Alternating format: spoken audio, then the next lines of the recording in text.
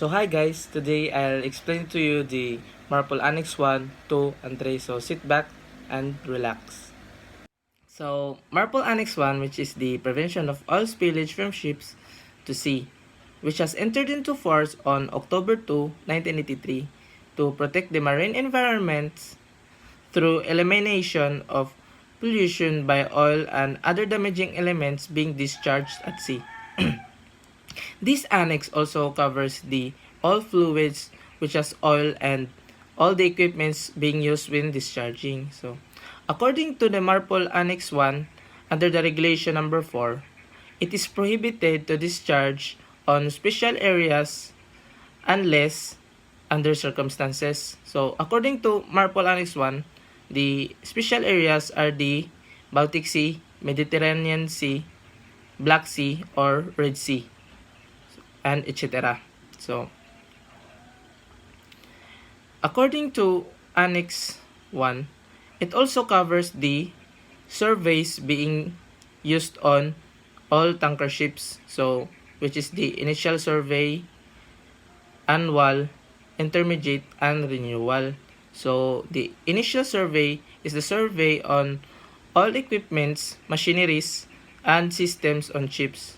And the annual survey is the survey which happens every year, and the intermediate are the surveys which happens 3 months before or after the second anniversary or 3 months before or after the third anniversary.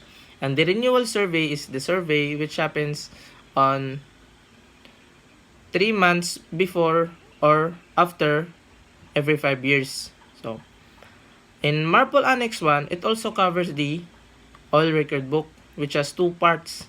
The part 1, which contains all things that ships must be carried, and the part 2 contains the oil-related activities from cargo ships and ballast spaces.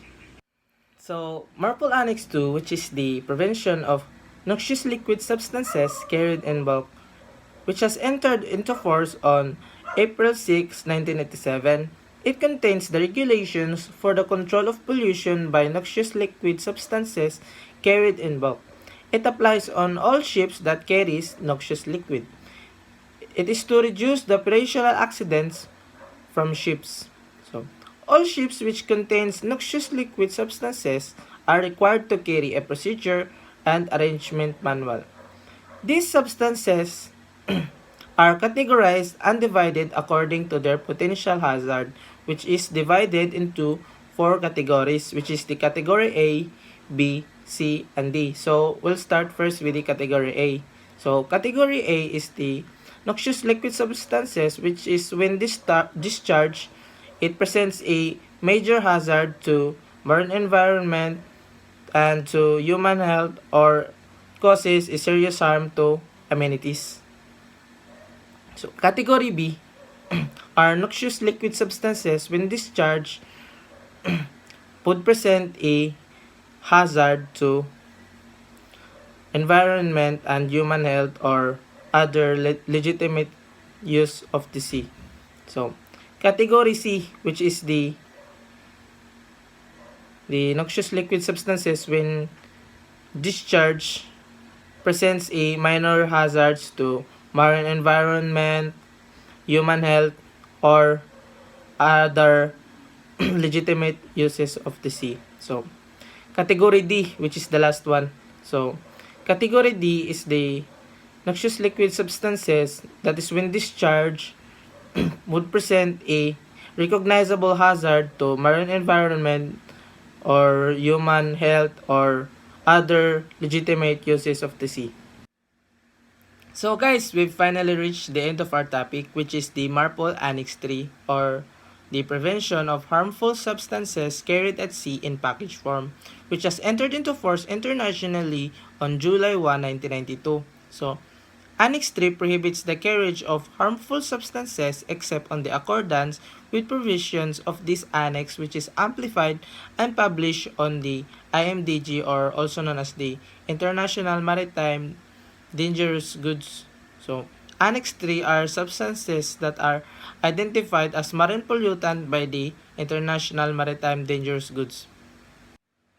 So the IMDG or the International Maritime Dangerous Goods is divided into 9 classes, which is the explosive, gases, flammable liquids, flammable solids, oxidizing substances, toxic and infectious substances, radioactive materials, corrosive, and miscellaneous materials. So, first we'll start the class 1. So, class 1, which is the explosive.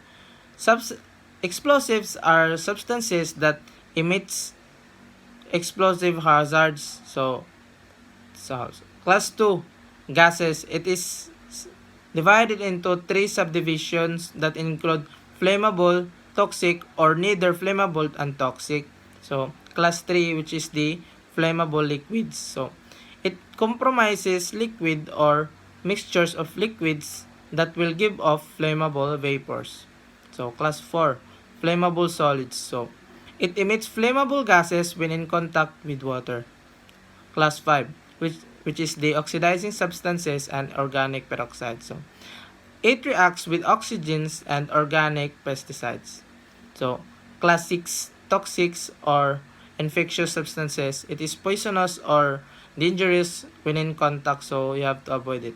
So, class 7, the radioactive materials. It is materials that have a specific of gravity which is more than or greater than 70 kilobecquerels. So, class 8. So, class 8 is dangerous, which is the corrosive materials, which gives a severe damage when in contact with a living tissue. So, and lastly, which is the class 9, or the miscellaneous materials and substances. It is the substances that are or may be dangerous or may cause harm to people or to the goods, but it isn't covered with the other classes. So guys, that's all. I hope you learned a lot and enjoyed my video. So thank you and God bless.